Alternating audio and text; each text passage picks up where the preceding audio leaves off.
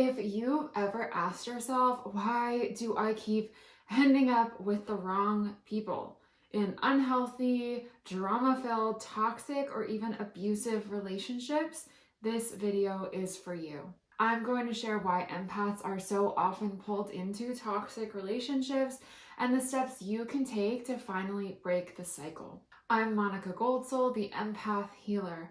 I guide sensitive, empathic women who've been stuck in painful patterns like people-pleasing, toxic relationships, and self-doubt, and help them step into safety and self-love. And this topic is close to my heart because I went through it too, again and again, until I finally learned the lessons that changed everything.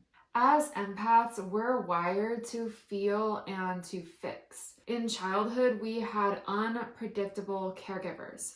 Sometimes they were kind and loving, and sometimes they were angry and critical, for example, and you never knew which version you were going to get. So you learned to read them really well and try to act in certain ways to predict their temperament or soothe them so you could feel safe. And because of this, you can also sense the wounded child inside a toxic or unhealthy partner. And your compassion wants to love them into wholeness, right? That compassion is beautiful.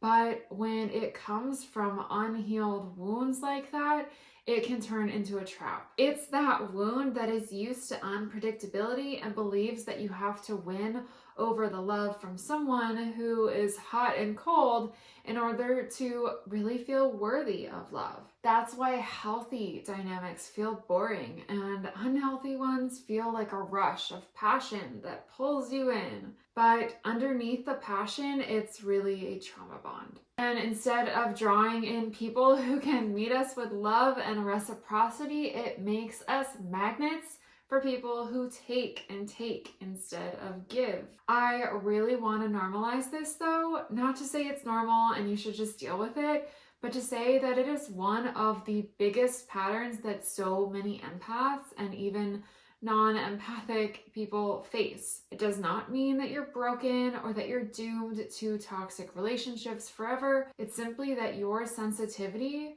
you were never taught how to tell the difference between safe love and unsafe love. Once you learn that discernment, it changes everything.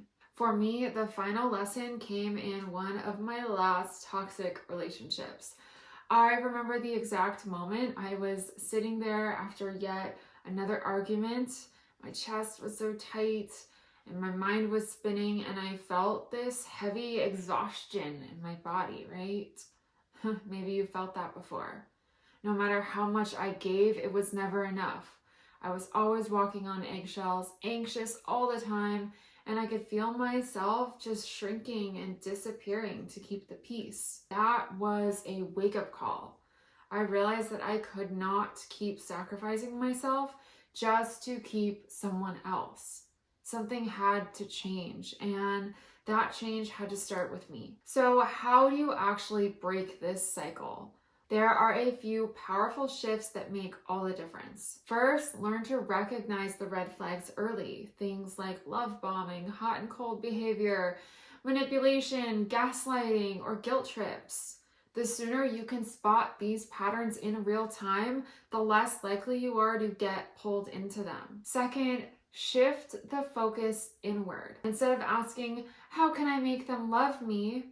Start asking, how do I feel safe, valued, and at peace? And do I feel that here? That question really changes everything because it puts your experience at the center, not their approval. And remember that, how can I make them love me? That thought really comes from that wounded inner child who tried to win the love of her unpredictable parent. So inner child work can also really be helpful here. And third, build self-trust. When your body tells you something doesn't feel good, like a tightness in your chest or a pit in your stomach, listen to it instead of overriding it. Follow through on what you know you need, even if it's as simple as saying no to a plan when you're exhausted or speaking up when something crosses your boundary. Each time you honor what your body is telling you, you build a little more self-trust. And over time, your nervous system starts to rewire. That chaos that once felt like chemistry begins to feel unsafe, and the calm, steady love that used to feel boring starts to feel like the safety and stability you actually want and deserve. You don't have to stay in unhealthy relationships or keep repeating the painful patterns of attracting one unhealthy relationship right after another. Breaking free really does begin the moment you choose yourself. Everything shifts, and the relationships that you attract begin to reflect your worth instead of your wounds. If you struggle with unhealthy relationships and don't know how to break free, make sure to subscribe to my channel, as I will be sharing more videos about this topic. I also created a free masterclass called Why Empathic? Sensitive Women Still Feel Stuck Even After Therapy, and How to Break Free. Inside, I share the exact roadmap I use to break free from toxic relationships and finally step into safety and self-love. You can watch it for free. I'll leave it in the description box below. See you next time.